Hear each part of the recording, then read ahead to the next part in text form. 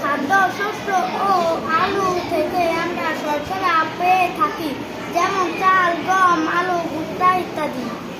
শাকসবজি থেকে আমরা ভিটামিন ও খনিজ পদার্থ পেয়ে থাকি, যেমন ফুলকপি, শাকসবজি, গাজর, পেঁয়াজ, টমেটো, ঢেঁড়স, মিষ্টি কুমড়া ইত্যাদি।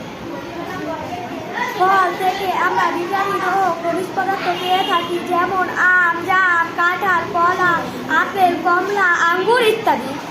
মাছ, মাংস এবং ডাল থেকে আমরা আমিষ পেয়ে থাকি, যেমন মাছ, মাংস, ডিম, বাদাম, মটরশুঁটি, ডাল ইত্যাদি। দুগ্ধজাত খাদ্য থেকে ক্যালসিয়াম ও ভিটামিন পেয়ে থাকি, যেমন দুধ, পনির, দই ইত্যাদি। তেল এবং চর্বি থেকে আমরা চর্বি পেয়ে থাকি, যেমন ঘি, মাখন, সরিষার তেল, সয়াবিন তেল ইত্যাদি। আর জাতীয় খাদ্য থেকে আমরা খাদ্য আঁশ পেয়ে থাকি, যেমন বিভিন্ন প্রকারের শাক, সবজি, ফলমূল, রুটি, ছাতা, চাল ইত্যাদি।